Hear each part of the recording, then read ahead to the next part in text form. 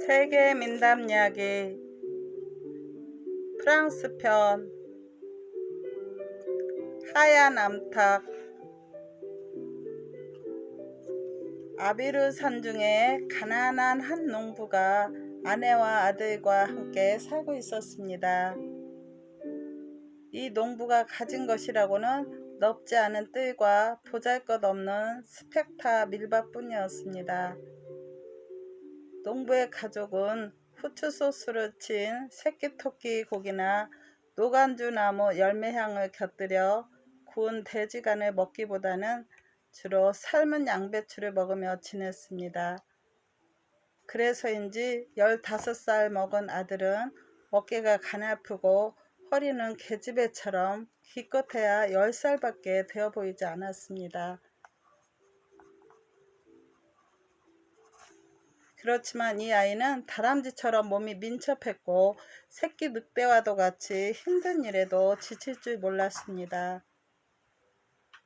또한 성격이 활발했습니다. 항상 헝클어져 있는 금발의 고스머리 밑에서 번뜩이는 그의 푸른 눈을 보면 그가 어떤 아이인지 바로 알 수 있었습니다. 그의 이름은 기양이었습니다. 기양의 아버지는 기양을 일하는 장소로 자주 데리고 갔어요. 선량한 이 사람은 힘에 벅찬 일을 할 때면 편안히 살아가는 다른 사람들처럼 맛 좋은 포도주를 한 잔 마심으로써 기운을 내는 것이 아니라 개각향이란 풀을 한 움큼 뽑아서 씹고는 했습니다. 아버지가 기양에게 이렇게 말했어요.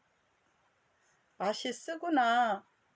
하지만 내게 쓴맛을 견뎌낼 용기가 있다면 그것은 너를 강하게 만들어 줄 거다.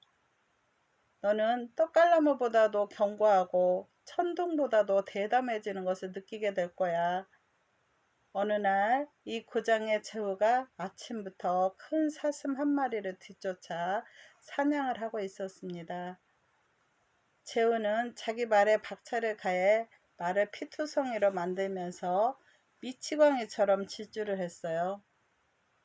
그는 수행원들을 이끌고 가난한 농부의 작은 뜰을 짓밟았고 밀 이삭이 패기 시작한 밭으로 달려들었습니다.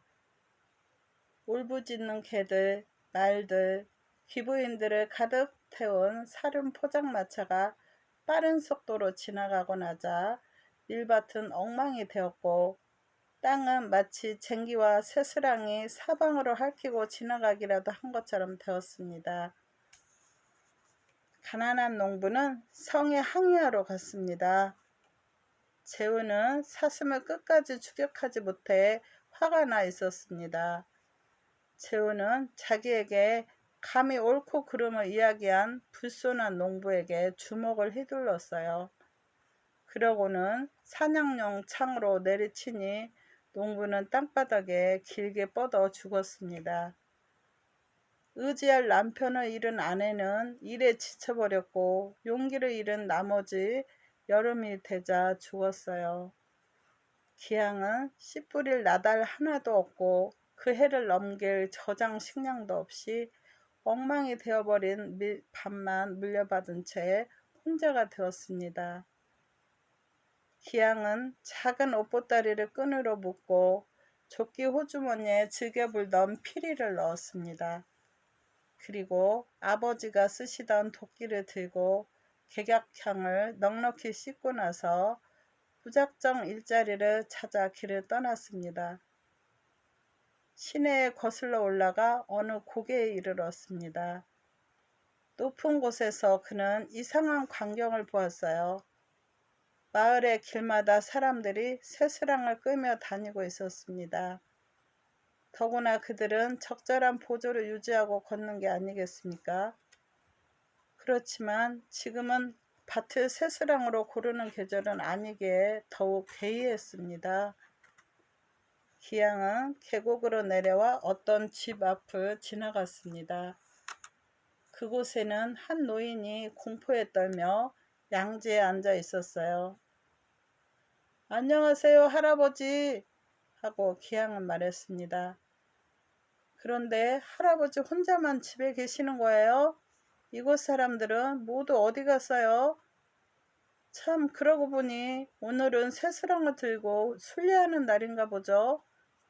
그렇다고 할 수 있단다. 얘야, 너 아비루 제후에 관한 소문은 들었지? 그 사람이 사냥인가 뭔가로 우리들의 농작물을 몽땅 망쳐놓고는 항의하러 온 사람들마저 매질했지 뭐냐. 때리다뇨? 그 이야기 좀 들려주시겠어요? 실은 우리가 마지막으로 왕을 찾아가 사실대로 아뢰었단다. 그러자 왕은 벌로 제후의 성을 부숴버렸단다. 그러고는 자취를 더 이상 남기지 않으려고 우리 동네 사람들에게 그 무너진 성을 새수랑으로 뭉개게 했단다. 그 제후가 우리 밭을 쑥밭으로 만들어 놓은 것처럼 말이야. 나는 거기에 갔으면 좋으련만 너무 늙어서 못 가는 게 유감이구나. 제가 할아버지를 대신해서 그곳에 갈까요? 저에게 할아버지의 새수랑을 갖고 가게 해주세요. 저는 지금 일자리를 찾고 있거든요. 기꺼이 주지. 하지만 미리 말해 두겠는데 그 일은 아무짝에도 쓸모가 없는 일일 거야. 하지만 난 가난해서 너를 붙들어 둘 수가 없단다. 할 수 없지요, 뭐. 하지만 그 성에 가서 하게 될 일이 저에게 행운을 가져다 줄지도 몰라요. 기왕은 노인은 앞 노새에 쟁기를 달고 다른 사람들과 같이 제후의 성으로 향하였습니다. 가는 도중에 기왕은 사람들에게 그들의 집에서 일을 하게 해줄 수 있느냐고 물어보았어요. 그러나 모두들 큰 노새에 비해 아주 작고 보잘것없는 기왕을 보고는 맡길 일이 없다고 대답했습니다. 기왕은 말없이 다시 걷기 시작을 했어요. 날이 저물 무렵 기왕은 에우즈라고 하는 넓은 숲 한가운데 이르렀습니다. 그는 음식이라고는 먹은 게 없었으므로 피리를 불어 스스로 허기를 참아냈습니다. 기왕이 가던 길은 숲속의 빈터와 이어져 있었고 그 끝에는 쓸쓸하게 집 한 채가 있었어요. 문을 두드리자 얼굴이 아주 검은 한 남자가 나왔는데 그는 눈을 번뜩이며 기왕을 바라다 보았습니다. 일자리를 구하고 있는데요. 저를 받아주시겠어요? 하고 기왕은 물었습니다. 그는 몹시 걱정이 되어 어떤 일자리든지 구하려고 하였습니다. 나는 숫장수란다. 그 남자가 말했어요. 그런데 젊은 일꾼들은 숲속에 외롭게 떨어져서 사는 것을 좋아하지 않지. 이렇게 산적처럼 보이는 것도 싫어하거든. 너가 원하기만 한다면 일거리는 많아. 무슨 일 있나요? 기왕이 물었습니다. 나를 도와 땔감을 베고 퇴비를 만드는 일이 있지. 그리고 내가 숯 담은 자루를 배달하러 당나귀를 타고 좀 멀리 가게 되면 집을 지키면서 내 하인 암탉을 돌봐주렴. 너가 좋을 대로 먹이를 주면 된다. 하지만 주의할 것은 절대로 닭이 달팽이나 지렁이, 송충이 또는 다른 앞 못 보는 곤충은 삼키지 못하게 해야 해. 만일 그런 일이 일어나면 널 숯가마 한가운데에 쳐놓고 산채로 구워버릴 테니까. 기왕은 피리, 도끼 그리고 옷보따리를 내려놓고 그날부터 그곳에서 열심히 일을 했습니다. 그러나 숫장수는 그에게 일삭을 제대로 주지 않고 하루에 겨우 동전 한 입을 주었어요. 이걸 한 달 동안 모아야 시시한 은전 세 입을 만들 수 있을 뿐이었습니다. 그러나 음식만은 배불리 먹었어요. 그러던 어느 날 아름답고 화려한 사륜마차 한 대가 아주 천천히 달려와 숲속 빈터가 있는 입구에 멈추었습니다. 마차는 울퉁불퉁하고 나무 뿌리 투성인 땅바닥을 더 빨리는 달릴 수가 없었습니다. 마차에서 어떤 신사와 기부인이 내려 집 쪽으로 다가왔습니다. 숫장수가 기왕에게 이렇게 말했어요. 저분들을 예의 바르게 맞아들이거라. 그런데 그들에겐 너 혼자 있다고 말해. 나는 말이다. 숯을 씻고 먼 곳으로 갈 테니까. 기양은 그가 하는 말이 이상하였으나 아무런 대꾸도 하지 않았습니다. 숫장수는 뒷문으로 나갔는데 그 문은 교체로 지어져 있는 작은 닭장을 향해 나 있었어요. 숫장수는 닭똥을 밟고 서서 신발 바닥을 차례로 비벼댔습니다. 그러고는 흰 암탉을 잡아 왼팔에 안았어요. 기양은 몰래 열쇠구멍으로 그 광경을 엿보았습니다. 숫장수는 오른손으로 닭의 등을 천천히 쓰다듬으며 낮은 소리로 노래를 했습니다. 내 앞에는 어둠이 있고 내 뒤에는 빛이 있네. 어떤 죽은 눈길도 나를 보지 못하네. 바로 그 순간 낯선 사람들이 문을 두드렸으므로 기양은 재빨리 그들에게 갔습니다. 거기 있던 귀족이 기양에게 말했어요. 안녕, 꼬마야. 여기엔 너 혼자뿐이니? 네, 저 주인은 외출 중이세요. 그런데 뭐 제가 도와드릴 일이 있으세요? 여기 너 앞에 계신 부인은 여행에 지쳤고 갈증에 목이 탄단다. 물 한 잔만 주겠니? 기양이 맑은 물을 뜨는 동안 그 귀족은 말을 이었습니다. 그리고 이 근처에 술에 만드는 솜씨 좋은 목수가 있니? 있으면 말해주렴. 박해 하나를 수선해야 하거든. 또 밤을 지샐 수 있는 주막도 좀 가르쳐다오. 목수는 모르겠어요. 그렇지만 주막은 가르쳐 드릴 수 없어요. 숲 입구 다리 근처에 주막이 하나 있거든요. 그러는 동안 말이 없던 기부인이 열이 나기라도 한 듯이 흥분했고 그녀가 몸짓을 하자 귀족은 곧 일어섰습니다. 그는 테이블 위에 동전 몇 입을 놓으며 기양하게 고맙다고 인사를 하고는 기부인의 손을 잡아 일으켰습니다. 그리고 사륜마차를 타고는 조심스럽게 떠나갔어요. 해가 저물어 어두워지고 있었습니다. 기양은 교체에서 발 구르는 소리를 들었어요. 그는 다시 열쇠구멍으로 들여다보았으나 아무것도 보이지 않았습니다. 그렇지만 숫장수의 목소리는 컸습니다. 내 앞에는 빛이 있고 어둠은 내게서 멀리 있네. 나는 정말로 누구나 나를 보기 원하네. 숫장수가 어두운 구석에 서 있었으므로 기양이 볼 수 없었던 것입니다. 기양에게는 숫장수가 나뭇단 속에 뭔가 무거운 것을 놓고는 그 위에 나뭇가지들을 도로 가져다 놓는 것처럼 보였어요. 그렇지만 그게 무엇이라고 말하기는 어려웠습니다. 숫장수는 곧 방으로 돌아와서 기양에게 조금 전에 왔던 사람들이 무슨 말을 했으며 누구인지를 물어보았어요. 기양은 그 귀족이 한 말을 그대로 다 들려주었습니다. 숫장수는 기분이 좋은 것 같았어요. 그는 귀족 나리가 두고 간 동전들을 긁어 모아 기양에게 건네주고는 빨리 저녁을 먹고 주막에 백포도주를 사러 가라고 말했습니다.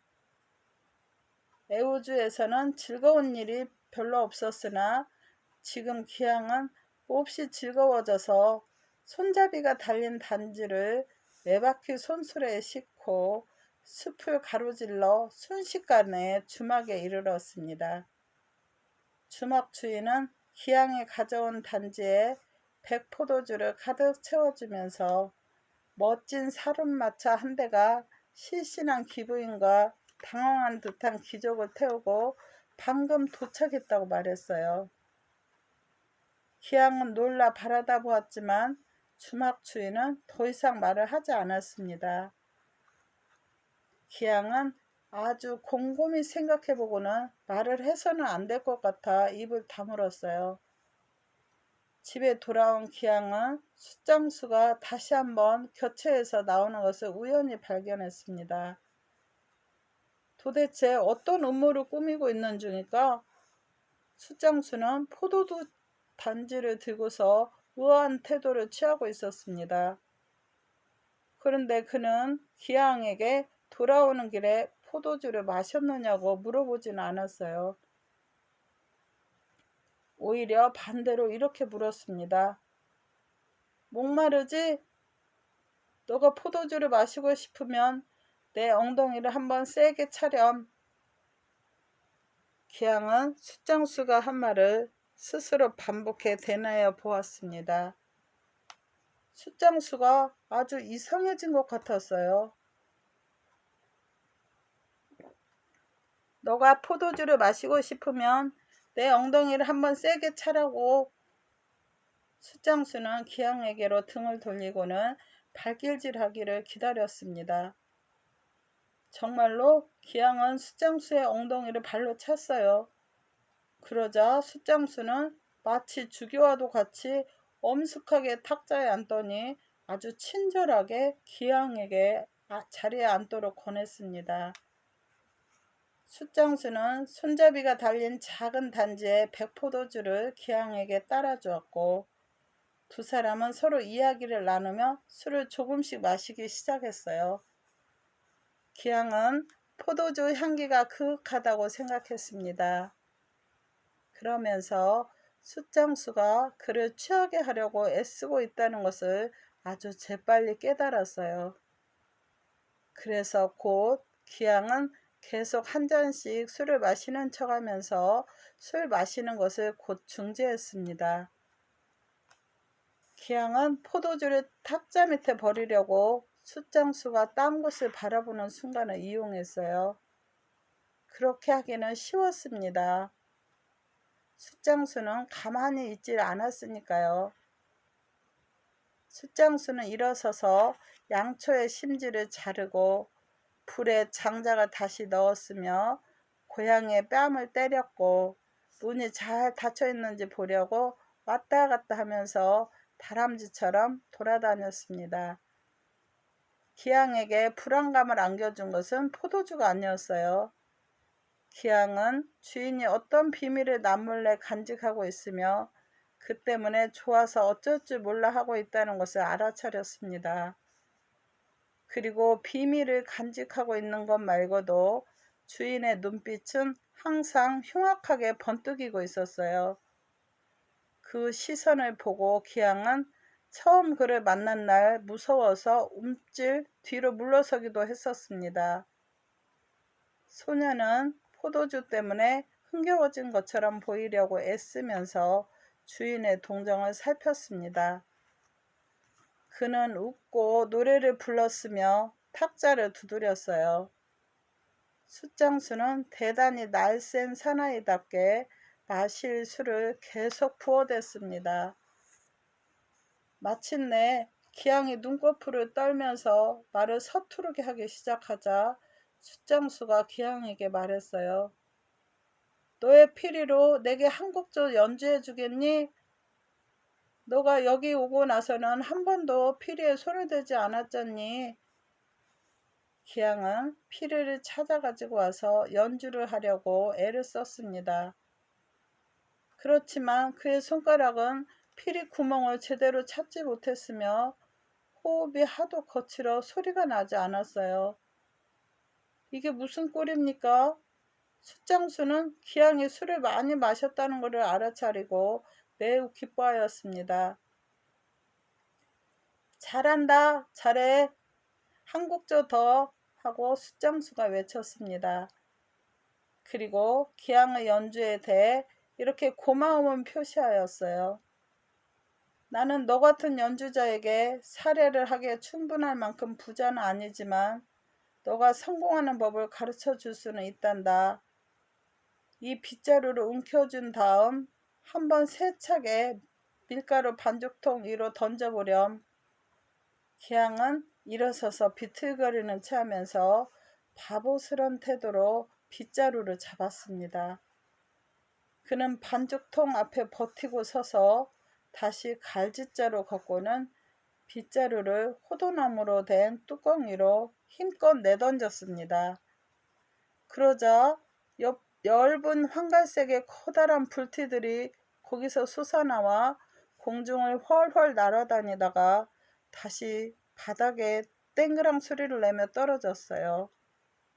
그것은 2개의 금화였습니다. 구석에서 그 금전들이 굴러다녔습니다. 훌륭해. 넌 대가로구나. 아궁이의 풀무로 시험해보겠니? 기양이 풀무로 반죽통을 쳤습니다. 그러자 숫장수가 송진으로 고정시켜 두었던 금화가 또 떨어져 나왔어요. 그러면 굴뚝 밑에 말라 죽어있는 토끼 가죽으로 해볼래? 기양은 뻣뻣한 토끼 가죽을 흔들었습니다. 2개의 토끼똥이 금화로 변했어요. 이건 모두가 너의 것이다, 얘야. 숫장수가 말했습니다. 자, 5개의 금화를 챙길 수 있도록 너에게 돈주머니를 주마. 숫장수는 작은 삼배자루를 가지러 곁으로 갔습니다. 그 자루에는 몇 개의 숫덩어리가 매달려 흔들거리고 있었어요. 자, 여기 있다. 여기에 20프랑짜리 금화들을 넣거라. 그리고 숫은 그냥 그대로 두려무나 금화를 오랫동안 보존해 줄 거야. 그런데 그 대신 내가 내 첫 달 월급으로 지불했던 30수를 내게 되돌려 줄 수 있겠니? 넌 지금 부자야. 더 이상 일을 할 필요가 없어. 눈썹 하나 까다랗고 기양은 자기 주머니를 뒤져 그중 몇 수를 꺼내어 탁자 위에 던졌습니다. 숫장수는 계속 말을 했어요. 이제 마지막 잔을 마시고 너의 토끼와 헌 옷가지를 들어라. 달빛을 받으며 한 바퀴 산책하자꾸나. 숫장수는 아궁이 구석에서 재를 쓰는 데 사용되는 거위 날개 조각을 주어 깃털 장식처럼 기양의 모자에 꽂아 주었습니다. 기양은 숫장수가 이런 짓궂은 장난을 왜 하는지 도무지 알 수가 없었어요. 그러나 이해를 할 수 있기를 기대하며 방심하지 않았습니다. 숲속을 걸으면서 기양은 술 주정뱅이 흉내를 내며 노래를 부르기 시작했어요. 썩 잘하는군. 더 크게 부르라고 숫장수가 말했습니다. 그들은 주막으로 가는 길로 나왔습니다. 닫혀있는 주막의 문 앞에 이르자 기양은 노래를 하지 않고 큰 소리로 이야기를 했어요. 숫장수는 기양에게 입을 다물게 하고는 낮은 목소리로 말했습니다. 얘야, 이젠 서로 헤어질 시간이다. 그동안 친절하게 도와줘서 고맙구나. 여기서 밤을 지내게 해달라고 하려무나. 그러면 내일부터 너는 프랑스 일주를 시작할 수 있을 거다. 충분히 그럴 만한 나이야. 그러고 나서 숫장수는 발로 주막의 문을 2~3차례 세차게 찼습니다. 가장 멋진 방을 달라고 해라. 너에겐 금화가 가득 차 있는 돈자루가 있다는 것을 잊지 마라.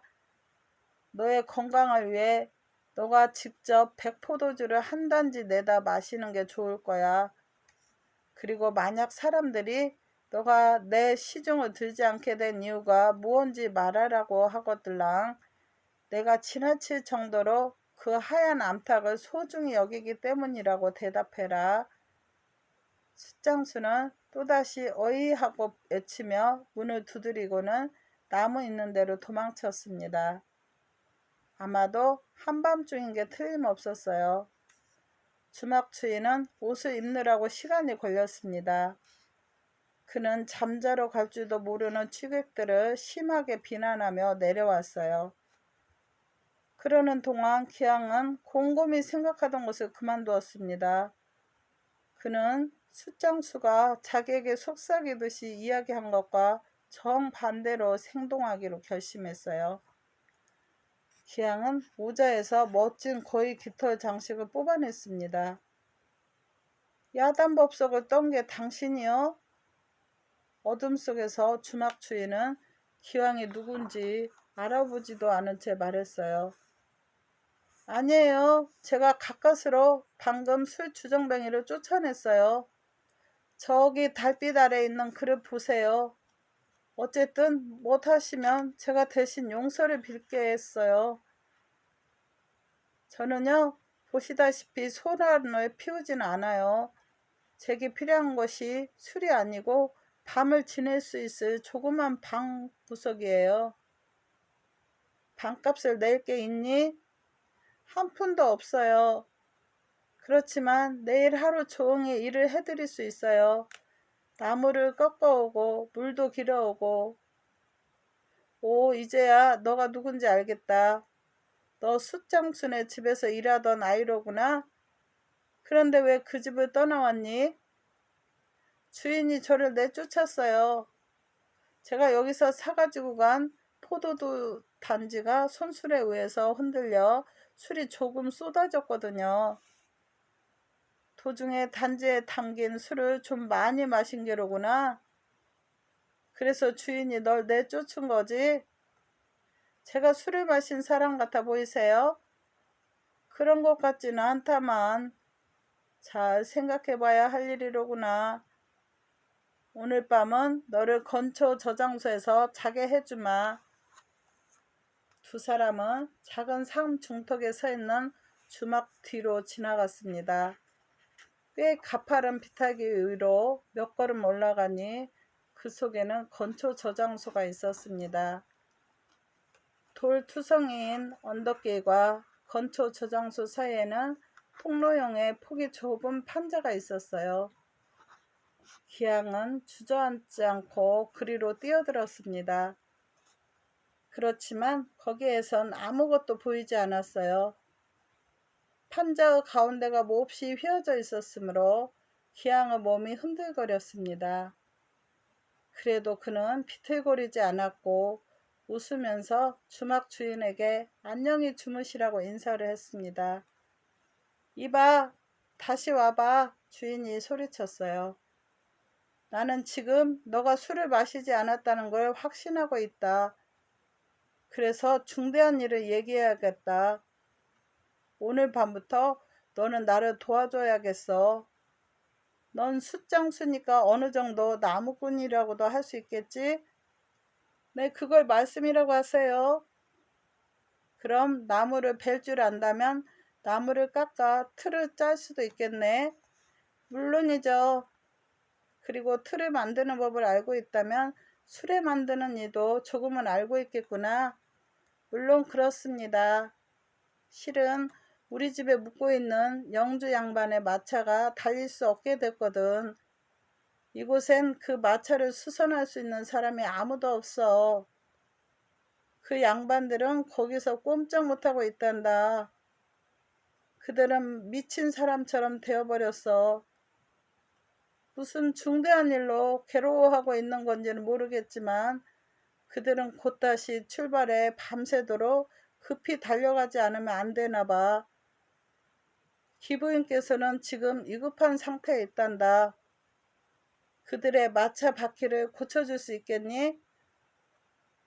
마부를 깨워 저를 돕도록 해주세요. 아저씨는 가서 편안히 주무세요. 마부가 농기구 창고로 왔습니다. 기양이 작업을 하는 동안 마부는 양초를 들고 있었어요. 기양에게는 도끼 말고는 다른 연장이 없었지만 아주 빈틈이 없이 일을 했습니다. 새벽이 되자 엉망이 된 수레바퀴 살과 이가 빠진 수레바퀴 태가 고쳐졌습니다. 기양은 불을 세게 지피고 새로 된 태를 달구었어요. 그러고는 태를 끼울 때를 기다렸습니다. 그동안 안심하고 집에 들어가 있던 마부가 나와 탐복하며 말했습니다. 우리 주인님이 자네에게 몹시 감사할 걸세. 틀림없이 자네 덕분에 그분들이 큰 불행을 면하시게 될 거야. 기양은 뭔가 흥미로운 일이 일어나고 있다는 것을 알아챘습니다. 그렇지만 그는 약삭빠른 소년이었어요. 그래서 그저 아 그래요? 하고만 말했습니다. 자네에게 이런 사실을 말해도 괜찮겠지? 마부가 말을 이었어요. 어제 우리는 거에게 그 말을 몽뚱 도둑 맞았네. 무엇보다도 우리를 놀라 자빠지게 만드는 건 온종일 우리 마차에 아무런 낯선 사람도 접근하지 않았었다고 그러더라고. 우리가 새벽에 출발했을 때는 4개의 돈자루가 주인님 의자 밑에 있었는데 우리가 도착해서 보니까 없어지고 말았더군. 도중에 멈췄었던 게로군요. 기양이 말했습니다. 그렇진 않았는데 산중에 전혀 인적이 없는 곳에서 점심 식사하느라고 반시간 쉰 것하고는 숫장순의 집에서 10분 머문 것밖에 없었어. 주인 양반이 목을 축이러 그 집에 갔었는데 그곳에는 대단찮은 사내아이 하나만 있었다더군. 나는 말들을 지켜보느라고 사륜마차 곁에서 움직이질 않았는데 아무도 못 봤어. 아니 도둑이 왔었다면 내가 알아차렸을 텐데 그렇고 말고. 기양의 머릿속이 뜨끔뜨끔하기 시작했어요. 기양에게는 숫장수가 사라진 일, 그가 가져왔던 무거운 것들, 하늘에서 떨어진 것처럼 해서 자기에게 죽도록 시켰던 금화, 그리고 기양의 생각을 혼란에 빠뜨린 다음에 서둘러서 집을 떠나게 했던 이들이 생각났습니다. 아저씨, 주인님께 제가 곧 드릴 말씀이 있다고 전해주세요. 기양이 애쳤습니다. 그러고 나서 마부가 그 귀족을 깨우러 간 사이에 기양은 바퀴에 태를 키웠습니다. 바퀴에 더운 기가 약간 식으면 아저씨 혼자서도 그걸 다시 맞추실 수 있죠? 마부가 돌아오자 기양이 그에게 물었습니다. 잊고 말고 빨리 가보도록 하게. 주인님이 자네 기다리고 계셔. 귀족은 주막의 넓은 방에 있었습니다. 주막 주인이 거기서 막 잠이 깬 귀족에게 편도 껍질로 익힌 계피향의 포도주를 대접하고 있었어요. 기양은 인사를 하고 탁자 위에 금화 5개를 내놓았습니다. 그러고는 이렇게 물어보았어요. 금화에 새겨진 얼굴이 누군지 알고 계시네요? 그럼 알고 말고 그건 우리 국왕의 옆모습이지. 우리가 도둑 맞은 금화들은 모두 같은 것들이었어. 이 돈 도로 가져가세요. 기왕이 말했습니다.